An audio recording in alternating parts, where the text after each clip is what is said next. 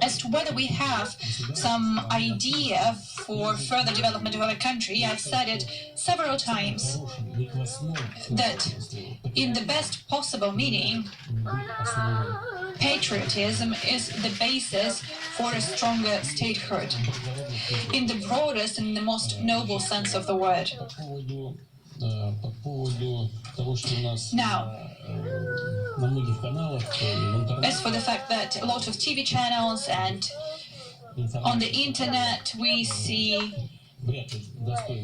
some shows which is hardly worthy of the broadcast time that is allocated for it. I talked to Daniel Granin at our last meeting. We had a discussion, a private discussion. We've talked for a while, and I have not seen him after that because he died. And he said, you need to do something about it. With what? I said, we are all tired of this. Of what? Every TV channel shows like who stole what, stole how much, and how they stole it. So we are tired of that. And don't we have something light, something more light-hearted in our life? But I guess this is the strategy of those TV channels. That's what I said to him. But I guess that recently we see some improvements in this area as well, and information is becoming more well-balanced. Although I rarely watch TV and I do not often surf the internet, I just don't have the time for that. But I just try to follow the general events, and I guess that the situation is improving. But to discuss the topic that you suggested, well, I guess there's no harm in that. We need to discuss it with our colleagues. So everyone has heard what you said, and I guess that they would respond. Just a second. Chicago Tribune, please. And Afghanistan, yes, later on.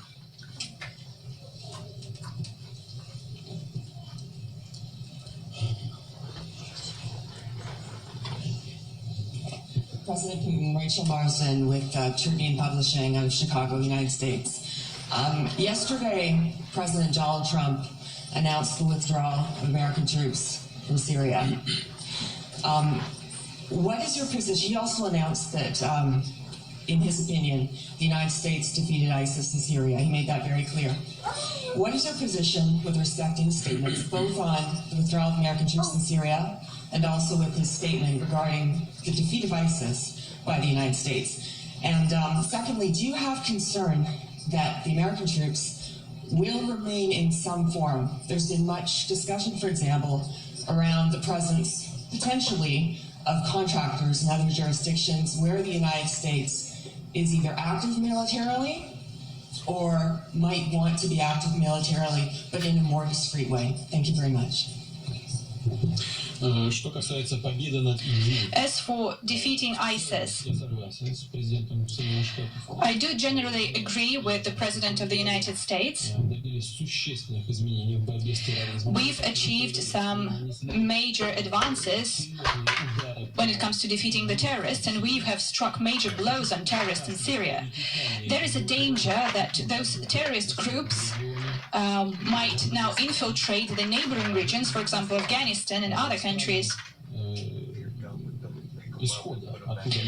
and also to other countries, for example, their countries of origin, and this poses a great risk for all of us, including Russia and the US and Europe, for Asian countries and the Central Asian countries.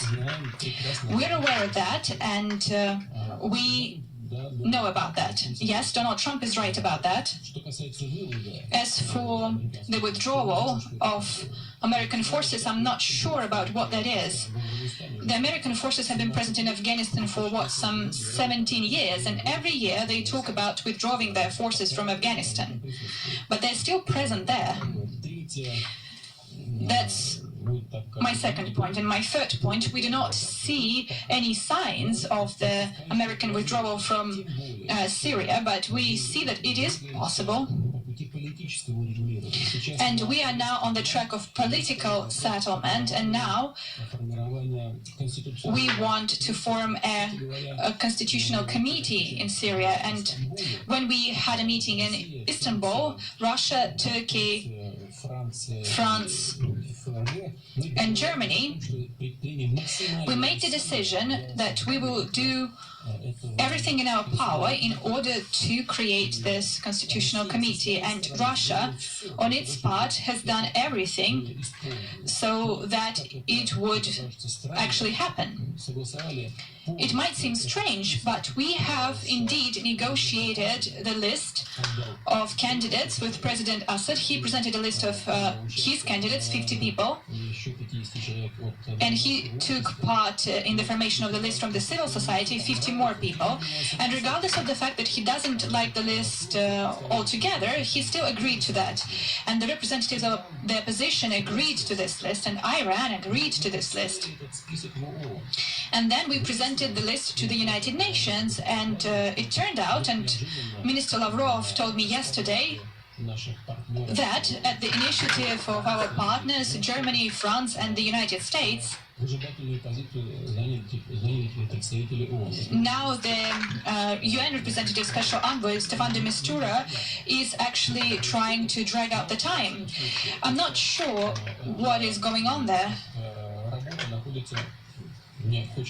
but I believe that we are at the final stage. I hope that we are at the final stage of this process. If not by the end of this year, then early next year, the list will be negotiated, and then we'll move on to the next stage of political settlement. Whether do we need the presence of the American military? I guess we do not need that presence. The presence of your troops is illegitimate. It has not been confirmed by the United Nations Security Council decision, because only the Security Council can make this decision, or you can be there on the invitation of the Syrian government, and we are there on the invitation of the Syrian government. You do not have either of those decisions, so if you've made this decision, it is the right decision. But there's one more important element. It's the fact that despite all the disputes and differences between our experts and our military and our security services and foreign ministries, we have a constructive dialogue on resolving the most acute issues of combating terrorism in Syria. In general, we are satisfied with our joint efforts. Agriculture here, Vladimir Vladimirovich, agricultural newspaper. We didn't give them the floor yet. Microphone, please. We will not forget about Gazprom. No way. Just a second. Good afternoon. Ivanova Olga. I represent newspaper Agricultural Life, and we celebrated 100th anniversary this year, and you've congratulated us, and thank you for that. The question is the following. According to the statistics, the growth of agriculture recently has slowed down, in spite of the fact that we are not competing with anybody because of sanctions, and we have rather good environment for our work. How could you explain that? Are you preoccupied with that?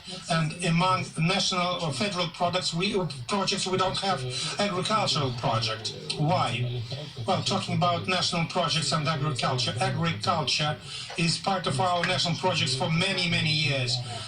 And we are supporting with hundreds and hundreds of billions of rubles our agriculture. And we will keep doing this in relation to large farms and small farms in all areas of agricultural activities.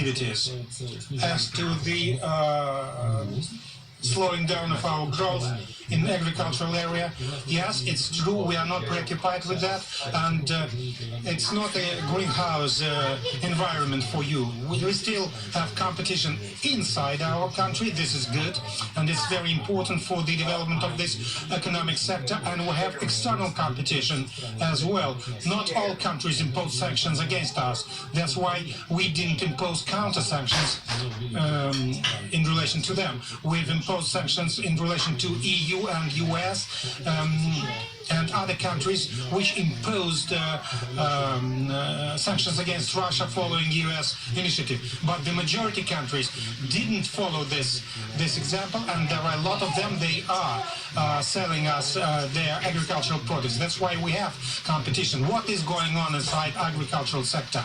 Well, statistics is linked to the production of grain. Last year we have a record high harvest, 135.5 million of tons of grain. This is the main indicator which actually influences statistics. This year, because of unfavorable climate conditions and in certain areas we have imposed emergency situation. Because of that, we have 110.5 million of tons this year. And comparing to the last year, our indicators of this year went down. But this 110 million of tons is the third We're leaving this program for a live briefing on efforts to pass a short-term government funding bill before the deadline tomorrow night at midnight. Holding the briefing, Senate Minority Leader Chuck Schumer, House Minority Leader Nancy Pelosi. Good evening. For a number of weeks now, House and Senate Democrats and Republicans have worked together to put together an appropriations bill to meet the needs of the American people, and now to keep government open. Somehow or other, and I don't know what the answer to the question is, the President of the United States prefers to shut government down and will resist any opportunity to keep government open. Again, we are completely ready, as we have been